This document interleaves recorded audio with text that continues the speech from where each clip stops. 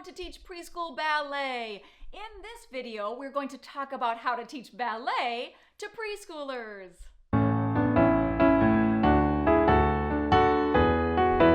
Even though we're working with preschoolers, we still can teach steps and choreography. They may not learn the entire nutcracker, however, they still can learn a few things. Always keep in mind it's important that children learn through creativity and encouragement. By using imagination and positive reinforcement, your students will make great progress. First, how do you teach ballet steps to preschoolers? Remember, preschoolers learn differently than other age groups. You don't want to drill steps and dances with the children each class. Be creative. For example, I remember watching a teacher teaching tendus to a class of preschoolers, and they were practicing them over and over again.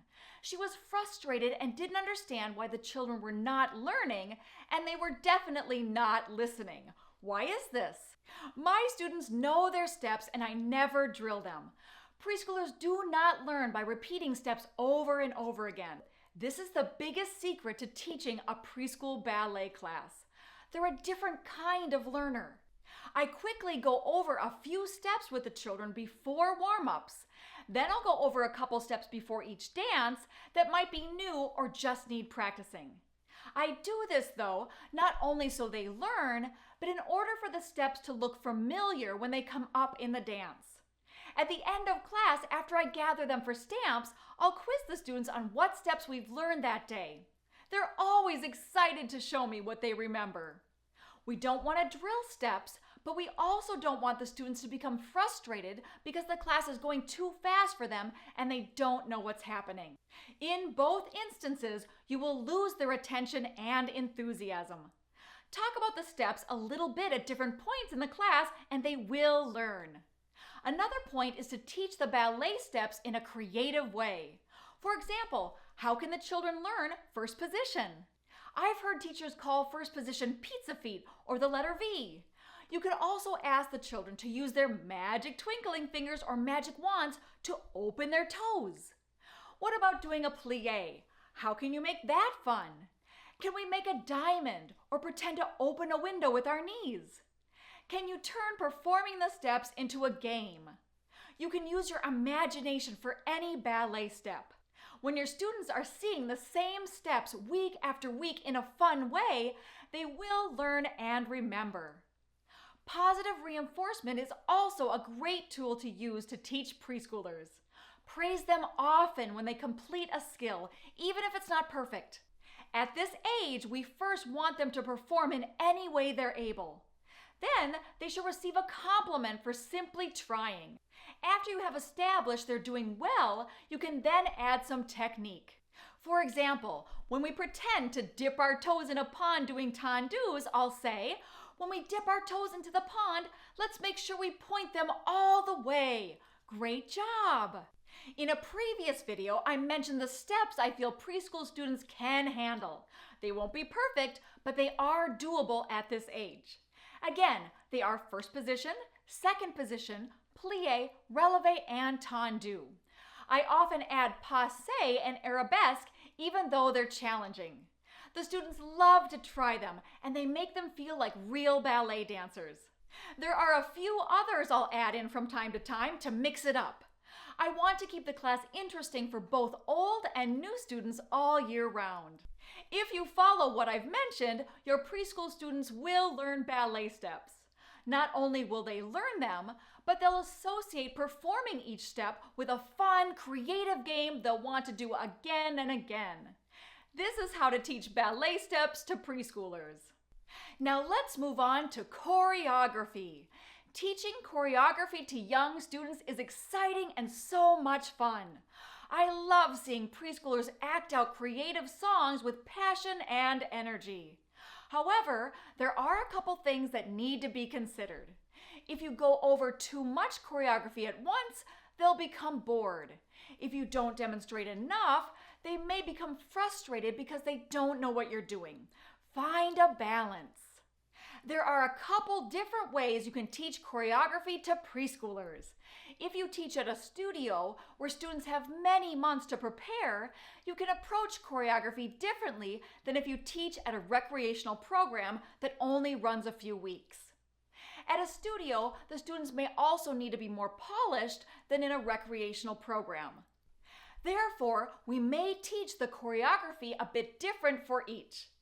In the end, for both instances, the choreography still needs to be creative and fun. When I have to prepare students for a big recital and we have many weeks or months before the show, I teach the dances little by little every week. I teach the first verse one week, then add the chorus the next week, and so on until the dance is finished and we can just run it. I'll probably have the children run the section we've worked on that day 2 or 3 times if I can tell they can handle it. In this instance, I want the choreography to be clear and well learned. I don't just want to skim over it. Just covering a little each week will help keep the students interested. Then we also have more time for creative games. In a recreational program with a shorter session, I'll teach just the first verse of choreography before I turn on the music. Then we'll dance the whole song with music and they can just follow me for the rest of the song. Or if there are new or tricky steps, I'll go over them first before we dance the whole song with music. The students are happy to follow along if you're upbeat and energetic. During the dance, you can also try to sing the song or talk about what you're doing at the same time. Not only that, but be able to quickly call out what's coming up next. This is why it's very important to know your dances. You have so many things to think about when you're teaching, as I've already mentioned. This way, the students will be ready and able to follow you. If you have good, upbeat energy and you call out what they're doing before they do it, everything will be fine. This is another secret I've learned along the way. Preschool students will follow you no matter what you do. If you just turn on the music and start dancing, they will follow you. Like I always say, you must dance big and call out what they should be doing in order for this to work.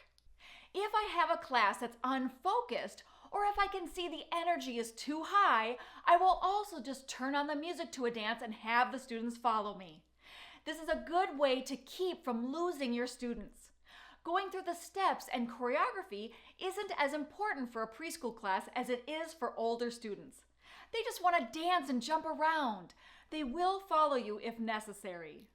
Another tip is to make sure the choreography is fun and interesting for the students. It shouldn't be all ballet steps. Add some gestures that go along with the song. For example, in Twinkle, Twinkle, Little Star, can the students make twinkling stars with their fingers? Can they float around like a star in the sky? Tell a story with the song and the children will love it. Make sure you mix up the steps as well. Have the students perform some tendus and then change it up with some sauté jumps or turns.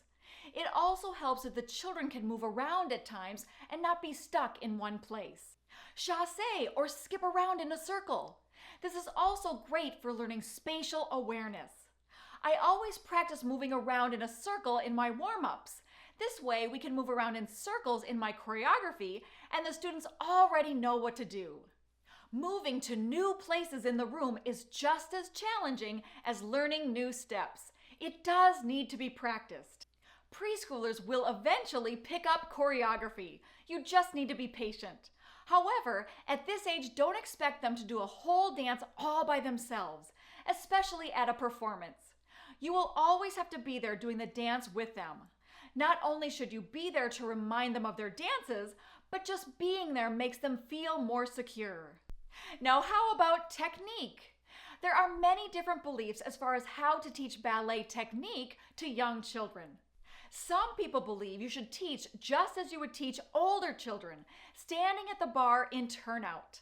Another side believes preschool children shouldn't stand at the bar or turnout at all, teaching everything in parallel. Some people believe you shouldn't even touch the subject of ballet until children are older. I believe there's a happy medium. Little children love to pretend to be ballet dancers. Therefore, I think it's okay to teach ballet if you teach responsibly and keep the health of their little bodies in mind. At this age, preschoolers don't have the muscle development or understanding to handle technique. For example, I dance in turnout, but I don't force my students to dance in turnout. Preschoolers won't anyway.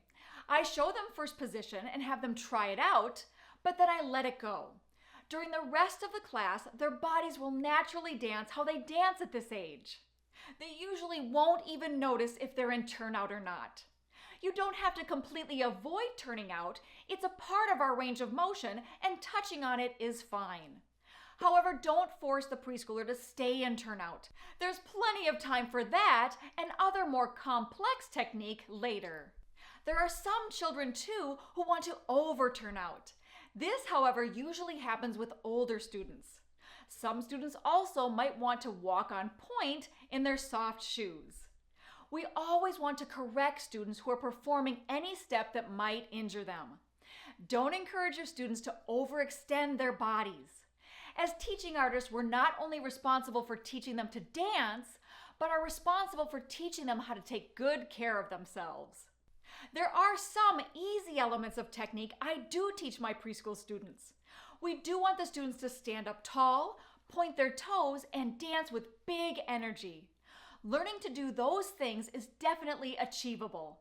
It depends on the class, but I don't talk about technique much more than that at this age. Using creativity and games to teach technique is always the way to go. When we plie, for example, I ask the students to open a window with their knees and tell me how the weather is. Is it cold outside? Oh no, quick, close your window. It's a fun exercise my classes never get tired of. It can be cold, hot, rainy, snowy, or anything they want. Another way I teach technique, besides using creativity, is to challenge the students in a fun way. To encourage the students to dance big, I'll say, who can jump as high as I can? Or who can reach up super high? Preschoolers love a challenge, and they love to show you how well they can perform. Technique can be achieved at the preschool level. Preschoolers can definitely understand how to stand up tall and dance with big energy. Some can also understand how to point their toes or have straight legs in tendu or arabesque. It's fun to see how much they can accomplish when it's taught in a fun way. Finally, preschoolers should not be expected to perform everything correctly. When teaching students of all ages, teachers should always be mindful of whether or not the students are having fun and are inspired. We want them to love our classes and leave wanting more. When we expect perfection, we risk losing the fun of class. This is especially true for preschool classes. Preschoolers think of dance as purely playtime. It's a place where they can use their imaginations and jump around. They're usually not paying attention to whether they have the steps correct. In fact, they think they already look amazing. Most preschoolers will not even notice if they're doing a step correctly. However, once in a while, you'll have a preschool student who recognizes that they're not quite doing a step right. Then they might become frustrated and not want to participate if they don't feel they're doing well.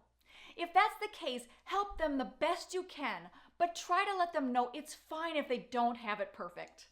For example, most students will be able to perform a chassé starting with either the right foot or the left foot. Performing it with the opposite foot might be too tricky. If you see the look of frustration on their face, just let the student perform the chassé with the same foot until they feel more confident. At this stage, dance should be all about having fun. We want to inspire the students so they'll want to continue in our program. Even if they don't continue, we still want them to have fond memories of dance class. Maybe they'll take other classes or go see dance performances in the future. Children learn best through creativity and fun. Of course, every child is different, and some may be able to handle a more technical class and still enjoy it. However, I don't think it's necessary to teach preschoolers in any way that's not full of imagination. Play and have a great time. Teaching ballet to preschoolers can be achieved. Through creativity, you can teach steps, choreography, and a bit of technique, and your students will have a wonderful time learning. Try not to feel the pressure for perfection. There's plenty of time for that if they want to pursue dance more seriously in the future. Thanks so much for joining me in this video on teaching ballet to preschoolers. In the next video, we'll talk about tips on how to keep your class listening and engaged so everyone has a great time.